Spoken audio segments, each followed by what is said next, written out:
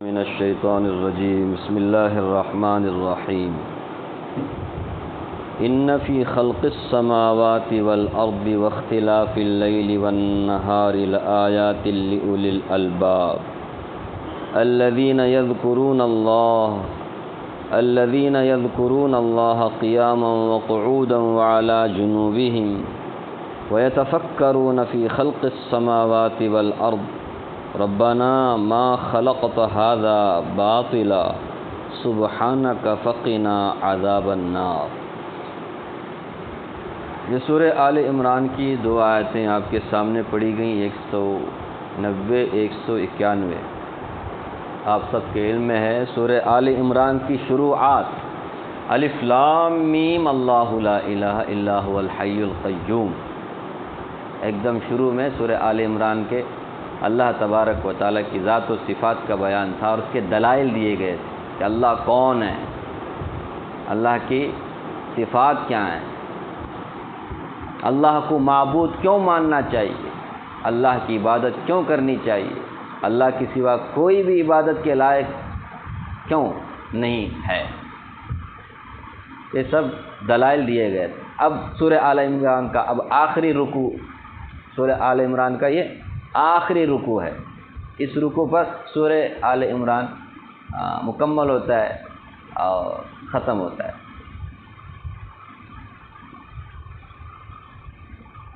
حضرت عائشہ صدیقہ رضی اللہ عنہا سے حضرت عطا رحمۃ اللہ علیہ جلیل القدر تابعی ہیں، انہیں ایک مرتبہ پوچھتے ہیں کہ ام المؤمنین رسول اللہ صلی اللہ علیہ وسلم کی کوئی عجیب و غریب حالت آپ کو معلوم ہے تو وہ آپ ہمیں ذرا بتائیے، عجیب و غریب یعنی سن کر ہی ہمارے کو تعجب ہو۔ تو حضرت عائشہ صدیقہ رضی اللہ عنہا نے فرمایا میرے آقا حضرت محمد صلی اللہ علیہ وسلم کی کون سی حالت ایسی ہے جو عجیب و غریب نہیں ہے، آپ کی تو ہر حالت کیا ہے، عجیب و غریبی ہے، آپ کی ذاتی کیا ہے، ایک معجزہ ہے۔ ایک مرتبہ رسول اللہ صلی اللہ علیہ وسلم میرے پاس تشریف لائے، میں لحاف میں لیٹی ہوئی تھی، آپ بھی میرے ساتھ لیٹ گئے، تھوڑی دیر میں مجھ سے کہا عائشہ مجھے اللہ کی عبادت کرنے کی اجازت دو، الگ ہو گئے، پھر الگ ہو کر نماز میں لگ گئے۔ آپ صلی اللہ علیہ وسلم تو میں نے دیکھا کہ آپ صلی اللہ علیہ وسلم نماز میں رو رہے ہیں، اور یہ جو آیت ہے ان فی خلق السماء یہاں سے لے کر سورہ کے ختم تک یہ ساری آیتیں آپ صلی اللہ علیہ وسلم اس موقع پہ پڑھتے رہے اور آپ کے آنکھوں سے آنسو جاری تھے، یہاں تک کہ حضرت بلال رضی اللہ تعالیٰ عنہ اذان دے کر کے آپ کے پاس آئے کہ نماز کا وقت ہوا۔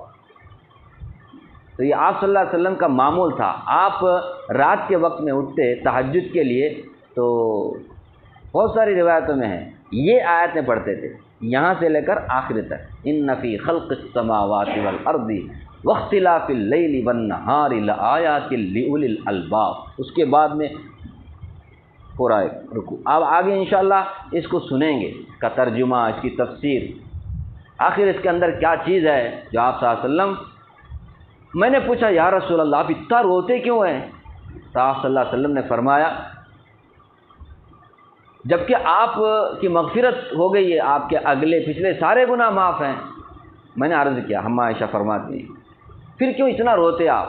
تو آپ صلی اللہ علیہ وسلم نے فرمایا افلا اکون عبدا شکورا، کیا میں اللہ کا شکر گزار بندہ نہ بنوں، میں اللہ کا شکر گزار بندہ نہ بنوں کہ اللہ نے اتنی بڑی نعمت میرے کو دی، تو اس نعمت کے شکریہ میں اللہ تبارک و تعالیٰ کی عبادت کروں، رات بھر جاگوں اور اللہ کے سامنے کھڑا رہوں، اللہ سے دعائیں مانگوں، کیا میں ایسا نہ کروں؟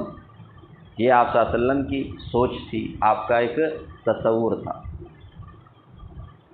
تو اس آیت کریمہ کے بارے میں اما عائشہ فرماتی ہیں یہ اسی وقت میں ایک مرتبہ اسی طرح رات میں آپ اٹھے تھے تو مجھ سے کہا کہ عائشہ آج میرے اوپر اللہ تبارک و تعالیٰ نے یہ آیتیں نازل فرمائیں۔ تو یہ تہجد کے وقت آپ صلی اللہ علیہ وسلم پڑھا بھی کرتے تھے اور ساتھ ساتھ یہ آیتیں اسی موقع پہ نازل بھی ہوئیں جب آپ تہجد کے لیے اٹھے تھے۔ تو اس سے بھی ان آیتوں کا اندازہ لگایا جا سکتا ہے کہ کتنی زبردست آیتیں ہیں، اس میں اللہ تعالیٰ کیا فرما رہے ہیں۔ ذرا غور کریں۔ گزشتہ آیت میں آپ نے سنا وَلِلَّهِ مُلْكُ السَّمَاوَاتِ وَالْأَرْضِ، زمین آسمان کی حکومت اللہ ہی کے لیے، وہ ہر چیز پر قادر ہے، نہیں وَلِلَّهِ مُلْكُ السَّمَاوَاتِ وَالْأَرْضِ وَاللَّهُ عَلَى كُلِّ شَيْءٍ قَدِيرٌ۔ اب اس میں اللہ تبارک و تعالیٰ کے معبودیت کے، الوہیت کے دلائل دیے گئے ہیں کہ اللہ تعالیٰ معبود برحق ہیں، اللہ ایک ہی ہیں جن کی عبادت کی جا سکتی ہے، باقی کوئی کیوں؟ فرمایا ان فی خلق السماوات والارض واختلاف اللیل والنہار لآیات لأولی الالباب، بلا شبہ آسمان و زمین کی تخلیق میں اور رات اور دن کے اختلاف میں، یعنی آنے جانے میں، کبھی رات بڑی دن چھوٹا، کبھی رات چھوٹی دن بڑا، تو دن اور رات کے آنے جانے میں لآیات، دلائل ہیں، نشانیاں ہیں، لأولی الالباب، عقل مندوں کے لیے۔ اللہ تبارک و تعالیٰ کی قدرت کے دلائل ہیں زمین آسمان کی تخلیق میں، کس کے لیے؟ عقل مندوں کے لیے۔ جس نے اپنی عقل کو صحیح استعمال کیا تو وہ زمین آسمان کی تخلیق پہ غور کر کے کسے پہچان لے گا؟ اپنے معبود کو، اپنے خالق اور اپنے پیدا کرنے والے کو پہچان لے گا، جس کے پاس بھی عقل ہوگی، جو بھی عقل کو صحیح استعمال کرے گا۔ زمین آسمان کیا چھوٹی چیزیں ہیں؟ کوئی اسے بنا سکتا ہے؟ اتنے بڑے زمین کو، اور آسمان تو اور بھی بڑا ہے، ہم تو اب زمین میں رہتے ہیں نا، زمین کتنی بڑی ہے، گرچہ سورج کے مقابلے میں اس کی کوئی، آسمان کے مقابلے میں اس کی کوئی، لیکن ہمارے مقابلے میں زمین کتنی بڑی ہے، اور اس زمین میں کیا کچھ نہیں ہے۔ آدمی غور کرے، اللہ فرماتے اس میں نشانیاں ہیں میری قدرت کی،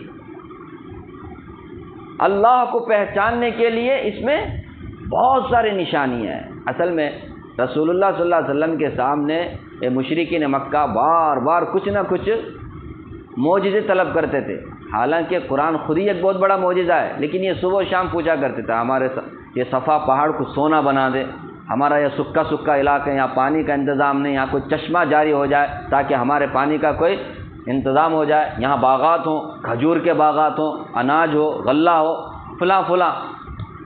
سورہ بنی اسرائیل میں اس طرح کے مطالبات کا ذکر ہے، آسمان سے فرشتے اتر کر آپ کے بارے میں بولے کہ آپ نے، تب ہم جا کر آپ کو نبی مانیں گے، آپ کے پاس سونے کا گھر ہو، ہاں تب ہم دیکھ کے واہ کتنا بڑا آدمی ہے، اس طرح ہم آپ کو کیا کریں گے، نبی مانیں گے، آپ کے ساتھ میں نوکر چاکر ہو، آپ کا جائیداد ہو، آپ کے پاس بہت کچھ، تب جا کر ہم نبی مانیں۔ اس طرح کے بے جا مطالبات آپ صلی اللہ علیہ وسلم سے کیا کرتے تھے۔ آپ نے دیکھا نہیں موسیٰ علیہ السلام نے کیسا معجزہ پیش کیا، ان کے پاس ید بیضا تھا، عصا تھا۔ حضرت عیسیٰ علیہ السلام ان کے پاس کیسا معجزہ تھا، اندھوں کو کیا کرتے تھے، اچھا کرتے تھے، کوڑیوں کو اچھا کرتے تھے، مردوں کو زندہ کرتے تھے، مٹی کا پرندہ بنا کر کے اس میں پھونک مارتے تو زندہ پرندہ بن جاتا تھا اڑتا ہوا۔ آپ بھی کوئی ایسا معجزہ پیش فرمائیں، سمجھ رہے؟ ایسے ہی سب موقعوں پر یہ آیت نازل ہوئی ہے کہ اگر کسی کو واقعتاً اللہ تبارک و تعالیٰ کو پہچاننا ہو کہ صرف ایک اللہ کی عبادت کرنا ہے، اللہ کے سوا کسی اور کی عبادت نہیں کرنا، یہی تو ہمارے نبی کا مطالبہ، یہ دعوت ہے، دعوت تھی نہیں؟ اس پر کتنی کی نشانی ہے، فرمایا زمین آسمان میں اگر آدمی مشاہدہ کرے گا بے شمار دلائل ہیں۔ تم کیا پوچھتے ہو یہ کرو وہ کرو، ارے بھائی اب تم عقل استعمال کرو تو اس میں کتنے کی، اللہ تبارک و تعالیٰ کی قدرت کی نشانیاں ہیں۔ اس زمین میں کیا ہے، زمین اس کے اندر کیسے کیسے معدنیات ہیں، یہی زمین ہے، اس سے اناج پھول پھل اگتے ہیں، اور اسی زمین کے اندر سے معدنیات نکلتے ہیں، کبھی سونا، کبھی چاندی، کبھی کیا بولتے وہ کتنے قسم کے، وہ کوئلہ بولو اور کیا کیا چیزیں اس کے اندر سے نکلتی ہیں، کتنے سارے فائدے ہیں زمین سے۔ ابھی جیسے جیسے کائنات کے مخفی حقیقتوں سے پردہ اٹھتا جا رہا ہے نا، سائنسدان بھی، یہ ابھی صرف زمین کی بات کر رہا ہوں، سائنسدان بھی یہ بات ماننے پہ مجبور ہیں کہ ابھی تو ہم LKG ہیں اس معاملے میں، ابھی اس میں ہم نے پی ایچ ڈی بہت دور کی بات ہے، ابھی بھی ہم LKG میں ہیں۔ تحقیق کے جو ان کی رفتار ہے، وہ جو تحقیق کر رہے ہیں، ریسرچ کر رہے ہیں، اس میں سائنسدان خود بھی کیا ہیں، معترف ہیں۔ ابھی کتنی چیزیں ہیں اس زمین کے اندر، آسمان بہت اوپر ہے، بہت اوپر ہے۔ لوگوں نے کیا تحقیق کرتے کرتے کہاں تک پہنچ گئے، چاند پر پہنچ گئے، مریخ پر پہنچنے کی بات ہو رہی ہے، وہ بھی ابھی انسان تو پہنچا نہیں، صرف مشینیں گئی ہیں۔ بعض لوگوں کا دعویٰ ہے، ٹھیک ہے، کہاں سے کہاں پہنچے ابھی فقط آپ مریخ تک، چاند تک، یہ تو چند کلومیٹر کے فاصلے پر ہے، اور اس سے اوپر بہت ساری چیزیں ہیں، بہت سارے سیارے ہیں، بہت سارے گلیکسیاں ہیں، پھر اس کے اوپر کیا ہے، آسمان ہے۔ آدمی کبھی غور کرے، اللہ فرماتے ہیں زمین آسمان میں غور کریں تو اس میں کیا ہے، عقل مندوں کے لیے بے شمار نشانیاں ہیں۔ یہ دن ابھی آتا ہے، دیکھو ابھی آنے والا دن، رات چلی جا رہی ہے، یہ روز ہوتا ہے، کیسا زبردست سسٹم ہے۔ یہ کسی بت یا کسی انسان، کسی جن، کسی نبی، کس کا کام ہے یہ؟ کسی کے اندر طاقت ہے رات کو لانے، دن کو لے جانے، یا دن کو لے کے آنے، رات کو لے جانے، کس کے اندر یہ طاقت ہے؟ سورج چاند کا یہ جو سلسلہ چل رہا ہے، روز سورج نکلتا ہے، ڈوبتا ہے، نکلتا ہے، ڈوبتا ہے، نکلتا ہے، ڈوبتا ہے، کیا ہے یہ؟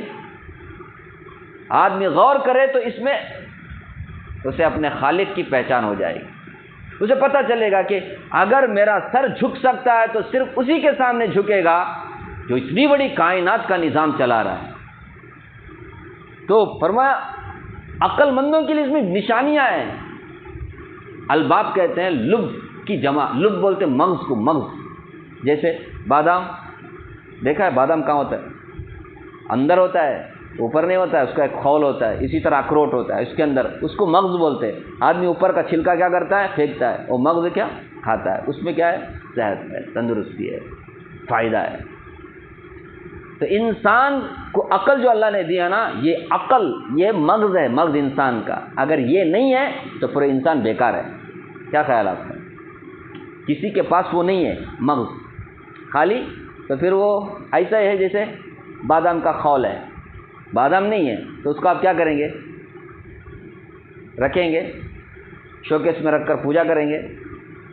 بیکار ہے، آپ ردی کے ٹوکری میں ڈال دیں گے، ڈسٹ بین میں ڈال دیں گے، کام کا نہیں۔ انسان کو اللہ نے سب سے بڑی جو نعمت دی ہے وہ کیا دی ہے؟ عقل، اور عقل ہی کے بلبوتے پر اللہ تبارک و تعالیٰ کل پوچھ تاچھ کریں گے۔ عقل ہے تو ہی وہ مکلف ہے، عقل نہیں ہے تو وہ مکلف بھی نہیں، ہمارے نزدیک بھی نہیں ہے، اللہ کے نزدیک بھی نہیں، اس سے پوچھ تاچھ نہیں۔ مجنون پاگل کو کیا نہیں کیا جاتا ہے؟ کیوں نماز نہیں پڑھا، کیوں ایمان نہیں لایا؟ نہیں پوچھا جائے گا، جیسے بچوں سے نہیں پوچھا جائے گا۔ مکلف ہونا ضروری ہے، عقل ہونا ضروری ہے۔ عقل نہیں ہے تو آدمی میٹھا بھی پاخانہ بھی دو بھی ایک ہی سمجھ کر کے کیا کرنے لگے۔ ہاں، اللہ ہم سب کو اللہ کی اس نعمت پر شکر ادا کرنے کی توفیق دے۔ بہت بڑی نعمت ہے کہ اللہ نے عقل دی۔ عقل تھوڑا سا بھی مار ہو جائے نا، مار لگ جائے نا، آدمی سب سے نازک اگر کوئی جگہ ہے تو وہ یہی ہے نا۔ اللہ نے بہت بڑی نعمت دی، بہت بڑی۔ یہ عقل ہے تو ہی آدمی کیا ہے؟ انسان ہے۔ عقل نہیں ہے تو پھر یہ انسان نہیں۔ اسی طرح عقل کا صحیح استعمال کرے تو ہی وہ انسان ہے، عقل کا صحیح استعمال نہیں کرے تو وہ انسان نہیں ہے۔ اللہ تبارک و تعالیٰ نے فرمایا یہ جانوروں میں بھی بدترین جانور ہے، کیونکہ جانور بھی کیا کرتا ہے؟ اپنے مالک کو پہچانتا ہے، کون مجھے کھلاتا ہے، کون پلاتا ہے، کون میرا خیال رکھتا ہے۔ لیکن انسان اگر اپنے پیدا کرنے والے کو کون کھلا رہا ہے، کون پلا رہا ہے پہچانا نہیں تو آپ بتاؤ نا، جانور ہمارے سے بہتر ہوا کیا؟ نہیں، انسان سے۔ اسی لیے قرآن کریم میں فرمایا ان شر الدواب عند اللہ الصم البکم الذین لا یعقلون، بدترین مخلوق ہے جو گونگے ہیں، بہرے ہیں، عقل نہیں رکھتے، اندھے۔ کون ہے گونگے بہرے؟ یعنی حق بات بولتے نہیں، حق بات سنتے نہیں، عقل سے کام نہیں لیتے۔ کہ کون اس کائنات کو چلا رہا ہے، کس کے سامنے ہمیں جھکنا چاہیے، کون ہے ہمیں کھلانے پلانے والا، کون ہے ہمارے سانسوں کو چلانے والا، کون ہے ہمارے اندر کی باڈی کو سنبھالے ہوئے، کون ہے؟ جس نے اپنے مالک کو پہچانا نہیں، اب بتاؤ وہ جانور سے بدتر ہوا۔ اللہ نے فرمایا جانور سے بدتر ہے۔ اس لیے عقل بہت بڑی، عقل کا صحیح استعمال کرنا بھی بہت بڑی نعمت ہے۔ صحیح استعمال نہیں کیا نا، وہ جانور سے بھی بدتر ہو جاتا ہے۔ اسی لیے قرآن کریم میں فرمایا کہ جو اللہ کو پہچانتے نہیں نا، ان کے پاس دل ہے لیکن سمجھتے نہیں، عقل ہے سمجھتے، آنکھیں ہیں دیکھتے نہیں، کان ہیں سنتے نہیں، یہ لوگ تو جانوروں کی طرح ہیں، بلکہ فرمایا جانوروں سے بھی بدتر ہے۔ اولئک کالانعام بل ہم اضل۔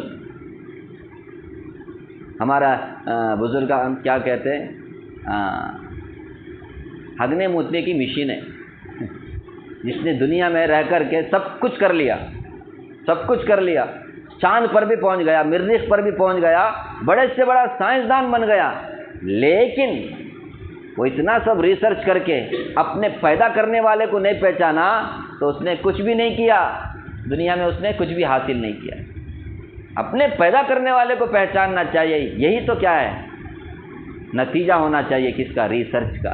ریسرچ کا نتیجہ اگر یہ نہیں ہے کہ اپنے خالق کو نہیں پہچانا تو پھر اس نے تو کچھ بھی نہیں پہچانا، وہ تو ہگنے موتنے کی مشین ہے، ادھر سے لوڈنگ ادھر سے ان لوڈنگ، روز صبح و شام کھانا پینا ہگنا موتنا، کھانا پینا ہگنا موتنا، ہگانا پینا ہگنا موتنا، زندگی بس ایسے ہی گزر جائے گی۔ یہ لوگ عقل مند نہیں ہیں، یہ عقل بند ہیں۔ ہم لوگ کسے عقل مند بولتے ہیں؟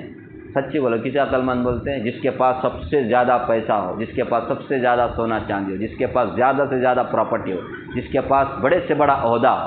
اللہ تعالیٰ آگے فرماتے ہیں الذین یذکرون اللہ قیاما وقعودا وعلی جنوبہم۔ اب عقل مند کون بول کر کے اللہ تعالیٰ خود بتاتے ہیں عقل مند کون ہے۔ فرمایا الذین یذکرون اللہ قیاما وقعودا، جو اللہ تعالیٰ کو کھڑے بیٹھے لیٹے کروٹ ہر حالت میں اللہ کو یاد کرتے ہیں، یہ ہے عقل مند۔ سوچو نا، ہم لوگ کسے عقل مند سمجھتے ہیں؟ سچی بولا، ہم لوگ کسے سمجھدار سمجھتے ہیں؟ انٹیلیجنٹ، زیادہ سے زیادہ پیسہ کمانے والا، زیادہ سے زیادہ لوٹ مچانے والا، زیادہ سے زیادہ دوسروں کو ٹوپی پہنانے والا، زیادہ سے زیادہ کیسے بھی وہ پیسہ آنا چاہیے، پیسہ آنا چاہیے۔ اللہ فرماتے ہیں عقل مند وہ لوگ ہیں جو اللہ کو یاد کرتے ہیں۔ الذین یذکرون اللہ قیاما قیاما کھڑے کھڑے، وقعودا بیٹھے بیٹھے، وعلی جنوبہم اور پھر لیٹے لیٹے کروٹ، واہ، چل رہے ہیں اللہ کو یاد کر رہے ہیں، بیٹھے ہوئے اللہ کو یاد کر رہے ہیں، سوئے ہوئے کروٹ لیٹے ہوئے اللہ کو یاد کر رہے ہیں۔ اللہ اکبر۔ ہم عائشہ رضی اللہ عنہ فرماتی ہیں کان یذکر اللہ فی کل احیان، فرمایا آپ صلی اللہ علیہ وسلم اللہ کو ہمیشہ یاد کیا کرتے تھے، ہر وقت یاد کیا کرتے تھے، 2400 گھنٹہ 2400 گھنٹہ۔ اب بولے 2400 گھنٹہ، دیکھیے ہم کچھ بھی عمل کریں گے نا، اس ٹائم کی دعا ہمارے نبی صلی اللہ علیہ وسلم سے ثابت ہے۔ کچھ بھی، کپڑے پہنے اس کے لیے دعا ہے، کپڑے اتارے اس کے لیے دعا ہے، کھانا کھا رہے اس کے لیے دعا ہے، کھانے سے فارغ ہو گئے اس کے لیے بھی دعا ہے، ٹوائلٹ کو جا رہے ہیں دعا ہے، ٹوائلٹ سے باہر آئے دعا ہے، صبح میں اٹھے دعا ہے۔ یہ دعائیں نا، دعائیں رسول اللہ صلی اللہ علیہ وسلم سے جو منقول ہے، ذکر ہے، اللہ کو یاد کرنے کا ذریعہ ہے۔ آپ صلی اللہ علیہ وسلم کی دعاؤں کو پڑھیں، آپ نے کس موقع پہ کون سی دعائیں، آپ زندگی دیکھیں گے آپ صلی اللہ علیہ وسلم کی، ہمیشہ آپ صلی اللہ علیہ وسلم ذکر کرتے۔ مسجد کو آ رہے ہیں اس کے لیے دعا، مسجد سے باہر جائے اس کے لیے دعا، مسجد میں بیٹھے اس کے لیے بھی دعا ہے، بازار جا رہے ہیں اس کے لیے بھی دعا ہے۔ اللہ اکبر۔ اور اس کے فضائل بھی بیان کیے گئے۔ آپ صلی اللہ علیہ وسلم ہمیشہ اللہ کو یاد کرتے، کیونکہ اللہ نے خود فرمایا عقل مند اللہ کو ہمیشہ یاد کرتے، کھڑے کھڑے، بیٹھے بیٹھے، چلتے چلتے، کروٹ، سب ہر وقت اللہ کو یاد کرتے، یہ ہیں عقل مند۔ اب آپ ہی بتاؤ نا، سب سے زیادہ عقل والے کون ہیں؟ انبیاء ہیں۔ تو پھر انبیاء عقل والے ہو کر وہ اللہ کو یاد نہیں کریں گے تو پھر کس کو یاد کریں گے؟ یہ عقل مند ہیں۔ اس لیے ہمارے لیے کون ماڈل ہیں؟ انبیاء ہیں، حضور اکرم صلی اللہ علیہ وسلم ہیں، موجودہ سائنس دان نہیں ہیں۔ یہ لوگ بیچارے ہمارے فائدے کے لیے، دنیا کے فائدے کے لیے کیا کچھ ریسرچ کر کے ہمارے سامنے رکھ دیے، لیکن اگر انہوں نے اللہ کو نہیں پہچانا تو پھر ان کا بڑا نقصان ہے۔ ہم دعا کریں اللہ ان سائنسدانوں کو اس نتیجے تک پہنچا کہ وہ اپنے خالق کو پہچان لیں۔ بڑے بڑے ڈاکٹر ہوتے ہیں، حیرت میں پڑتے ہیں باڈی کو کھولتے ہوئے، انسان کی باڈی، اللہ بہت بڑی کائنات ہے یہ، اسے کھول کر اتنا سب کچھ سیکھتے ہیں بیچارے ڈاکٹر لوگ، لیکن اپنے خالق کو اگر نہیں پہچانیں گے تو بہت بڑا نقصان، بہت بڑا نقصان ہے۔ تو عقل مندوں کی پہچان اللہ خود بتا رہے ہیں، پہچان بتا رہے ہیں ہمارے کو کہ وہ جو اللہ کو یاد کرتے ہیں۔ اب اس سے ایک بات معلوم ہے، نماز روزہ سب کے لیے کیا کچھ نہ کچھ پابندی ہے، کچھ نہ کچھ کنڈیشنز ہیں، لیکن اللہ کو یاد کرنے کے لیے کوئی کنڈیشن نہیں۔ پاکی کا ہونا، وضو کا ہونا، مسجد میں ہونا، ایسا کچھ بھی نہیں ہے، حتیٰ کہ کپڑے کا ہونا بھی ضروری نہیں ہے۔ ایک بات بولنے کا یہ اور بات ہے کہ کوئی ہمیشہ ننگا نہیں رہتا، نہیں، ایک خاص ایک نہاتے وقت تھوڑا سا یہ ہو جاتا ہے، بعد میں ہمیشہ کپڑا ہی، کیونکہ کپڑا ہی تو انسان کو خوبصورتی عطا کرتا ہے، جانوروں سے الگ کرتا ہے، کپڑا نہیں تو کیا ہے۔ لیکن یہ ہے کہ اللہ کو یاد کرنے کے لیے پاکی ہونا بھی ضروری نہیں، جنابت کی حالت میں، حیض و نفاس کی حالت میں قرآن اور نماز نہیں، لیکن باقی سب ذکر کر سکتے ہیں، سبحان اللہ، الحمدللہ، لا الہ الا اللہ، درود شریف سب پڑھ سکتے ہیں، کوئی حد بندی، کوئی کنڈیشن نہیں۔ نماز کے لیے وضو ہونا ضروری ہے، قرآن پڑھنے کے لیے، قرآن کو چھونے کے لیے وضو ہونا، روزے کے لیے بھی کچھ شرائط ہے، لیکن اللہ کو یاد کرنے کے لیے کوئی شرط نہیں، کیسے بھی یاد کر سکتے، اٹھتے بیٹھتے۔ الذین یذکرون اللہ قیاما وقعودا وعلی جنوبہم، تو عقل مند وہ لوگ ہیں جو اللہ تبارک و تعالیٰ کو کھڑے ہوئے، بیٹھے ہوئے، سب سے بڑا ذکر نماز ہے، صبح و شام 5 وقت کی نماز پڑھنا، اس میں بھی دیکھو کھڑے ہو کے نماز پڑھنا ہے، کھڑے ہو کر اگر کوئی نہیں پڑھ سکتا، طاقت نہیں ہے، بیٹھ کے نماز پڑھو، لیکن نماز چھوڑنے کا نہیں، بیٹھ کے بھی نماز نہیں پڑھ سکتا، لیٹ کے نماز پڑھو، لیٹ کے نماز پڑھو، نماز سے چھٹی نہیں، نماز تو پڑھنی ہی ہے، نہیں مجھے ہوتا نہیں، بیٹھنے ہوتا نہیں، ٹھنڈے، لیٹو نا، لیٹو، اشارے سے نماز پڑھو، حرکت نہیں کر رہے، اشارے سے پڑھو، لیکن نماز معاف نہیں۔ تو بہرحال عقل مندوں کی اللہ تبارک و تعالیٰ نے ایک صفت بیان فرمائی، عادت بتائی، ان کی ایک علامت بتائی کہ وہ اللہ کو یاد کرتے ہیں۔ تو ہم میں سے کون ایسا ہے جو عقل مند بننا نہیں چاہتا؟ ہاتھ اٹھائیں، کوئی بھی ہاتھ نہیں اٹھائے، سب چاہیں گے ہم عقل مند سننا بھی چاہتے ہیں، بننا بھی چاہتے ہیں۔ آپ کو اگر کہا جائے بے وقوف، اسٹپڈ، ہاں بے وقوف، بے وقوف کی عقل نہیں، آپ خوش ہوں گے؟ اللہ نے بے وقوف کسی کو نہیں کہا، لیکن عقل مند کون ہے وہ کہا دیا۔ بے وقوف کہا ہے کن کو؟ مسلمانوں کو نہیں، کافروں کو کہا ہے، کیونکہ وہ اللہ کو پہچانتے نہیں، وہ اللہ کے سوا کسی اور کو بھی کیا کرتے ہیں؟ معبود بناتے ہیں، مشرکین ہیں، اللہ کے ساتھ کسی اور کو بھی شریک ٹھہراتے ہیں، ادھر نماز ہی پڑھیں گے، ادھر بتوں کے سامنے، مزاروں کے سامنے بھی جا کر دکھڑا اپنا سنائیں گے۔ تو فرمایا عقل مند وہ لوگ ہیں جو اللہ کو یاد کرتے ہیں، کھڑے ہوئے، بیٹھے ہوئے اور کروٹ۔ وَيَتَفَكَّرُونَ فِي خَلْقِ السَّمَاوَاتِ وَالْأَرْضِ، اور دوسری صفت زمین آسمان کی تخلیق میں غور و فکر کرتے ہیں، زمین آسمان کی تخلیق میں غور و فکر کرنا، جیسے ہمارے ناسا والے، اسرو والے کرتے نا، کیا لیا کرتے انہوں، وہ بیچارے نتیجہ کہاں تک، اگر انہوں ریسرچ کر کے اگر اپنے خالق کو پہچانیں گے تو ضرور وہ بھی کیا ہو جائیں گے؟ عقل مند ہو جائیں گے، لیکن ریسرچ کر رہے ہیں، لیکن ریسرچ کا نتیجہ کیا ہے؟ بس دنیا کا ہمارے اس میں کیا فائدہ ہے، وہاں جا کے رہ سکتے ہیں کہ نہیں، وہاں پانی ہے کہ نہیں، وہاں جا کے انسان بچ سکتے ہیں کہ نہیں، چلو کاروبار کریں گے۔ ابھی کوئی دیکھا بھی نہیں، یہاں سے بکنگ شروع ہو گئی، ہاں مریخ، میرے کو 2 ایکڑے، پورے کو 1 ایکڑے، کیا ہے؟ ایسی بیوقوفی نہیں، ارے ریسرچ کر کے کس کو پہچانو؟ اللہ کو پہچانو۔ اگر کوئی غور فکر کرتا ہے، کبھی آسمان میں، کبھی مریخ پر، کبھی چاند پر، کبھی سورج پر، کبھی زمین پر، ارے غور فکر کر کے وہ اللہ کو پہچانا، یہ ذکر سے بھی افضل ہے، علماء نے لکھا ہے، ذکر سے بھی۔ کیوں؟ کیونکہ یہ غور فکر کے نتیجے میں کس کو پہچان لیا؟ اپنے خالق کو پہچان لیا۔ خالق کو پہچاننے سے بڑی دولت اور کیا ہو سکتی ہے؟ تو خالق کو پہچاننے کے بعد آدمی کا رویہ، آدمی کے عادات سب کیا ہو جاتے ہیں؟ بدل جاتے ہیں۔ وہ آدمی کی زندگی بدل جاتی ہے جس نے اپنے خدا کو، اپنے پیدا کرنے والوں کو پہچان لیا۔ تو زمین آسمان میں غور و فکر کرتے ہیں، یہ دوسری نشانی ہے عقل مندوں کی، ذکر بھی کر رہے ہیں، فکر بھی کر رہے ہیں۔ پھر اس کے بعد غور فکر کر کے اس کا نتیجہ کیا ہے؟ ربنا ما خلقت ھذا باطلا، اے ہمارے پروردگار، آپ نے اس زمین آسمان کو اور اس کے درمیان کی چیزوں کو، اس میں جو کچھ بھی موجود چیزیں ہیں، آپ نے بیکار پیدا نہیں کیا ہے۔ یہ نتیجہ سمجھ رہے؟ غور فکر کرنے کا نتیجہ کیا ہے کہ اس طرح دعائیں مانگتے ہیں عقل مند، اے اللہ آپ نے اتنے بڑے آسمان، اتنی بڑی زمین کو جو پیدا کیا اور اس کے درمیان کی کتنی چیزیں ہیں ان گنت، اور بھی کتنی چیزیں ہیں جو مخفی ہیں، پوشیدہ ہیں، اللہ آپ نے کوئی بھی چیز باطل، بیکار، لچر پیدا نہیں کیا۔ ہر ایک کی تخلیق کا کچھ نہ کچھ مقصد ہے۔ مجھے بھی آپ نے پیدا کیا تو مجھے پیدا کرنے کا بھی ایک مقصد ہے۔ تو دنیا ہی آخری نہیں ہے کہ ادھر زندہ ہوئے ادھر مر گئے، قصہ ختم نہیں ہے۔ پروردگار آپ نے جو پیدا کیا ہے نا، اس کا ضرور بھی ضرور کچھ نہ کچھ مقصد ہے، اور مقصد یہی ہے کہ دنیا کو کھیتی بنا کر کے آخرت کے لیے کیا کرو؟ محنت کرو۔ یہ کھیتی ہے، اس میں کیا کرو؟ جو بو گے وہ پاؤ گے۔ یہ دنیا ہی ختم نہیں ہے، آپ نے بیکار پیدا نہیں کیا ہے۔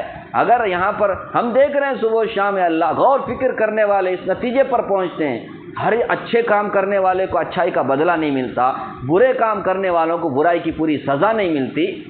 ہاں تو کیا یہ دنیا یہی سب ختم؟ بس پیدا کرنے والے نے اس لیے کیڑے مکوڑوں کی طرح زندگی گزارا اور ختم اپنے اس کے لیے پیدا کیا؟ اتنی بڑی کائنات کو پیدا کرنے والے، اتنے بڑے انسان کو آپ پیدا کرنے والے، آپ نے بیکار ہمارے کو بھی اس کائنات کو پیدا نہیں کیا۔ ہم دیکھتے ہیں کہ ہر ایک چیز سے ایک انسان فائدہ اٹھاتا ہے، لیکن اس انسان سے کس کو فائدہ نہیں ہے؟ کائنات کی کسی چیز کو فائدہ ہے؟ سورج کو کیا فائدہ ہمارے سے؟ چاند کو ہمارے سے کیا فائدہ ہے؟ یہ درخت، یہ جانوروں کو ہمارے سے کیا فائدہ ہے؟ ارے جانور ہمارے فائدے کے لیے، سورج چاند ہمارے فائدے کے لیے، ہر چیز سے انسان فائدہ اٹھاتا ہے، تو پھر انسان کس کے لیے ہے؟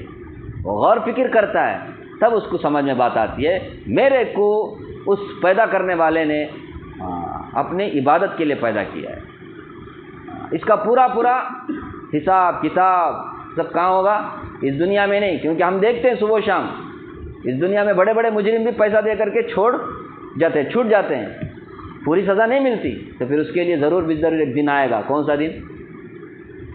آخرت کا دن، قیامت کا دن۔ اسی دن فیصلہ ہوگا کس کو جنت میں جانا، کس کو جہنم میں جانا، یہ دن ضرور آئے گا۔ اسی لیے اللہ تبارک و تعالیٰ نے اس کائنات کو پیدا کیا ہے۔ اس لیے آگے جملہ کیا ہے دیکھیے، فقینا سبحانکا، سبحانکا، اے اللہ آپ کی ذات پاک ہے، آپ بیکار چیز، ایک انسان بھی کوئی چیز بیکار نہیں پیدا کرتا، کچھ نہ کچھ مقصد ہوتا ہے، تو اتنی بڑی کائنات کو پیدا کرنے والا وہ اللہ بیکار پیدا کر دے گا چپ کا چپ؟ ایسے ہی کچھ نہ کچھ تو مقصد ہوگا نا۔ اس لیے آپ کی ذات پاک ہے اس طرح کے تصور سے، اس طرح کے سوچ سے کہ آپ بیکار پیدا کریں گے نا۔ فقنا عذاب النار، لہذا آپ ہمیں جہنم کے عذاب سے بچائیے۔ سمجھ رہے؟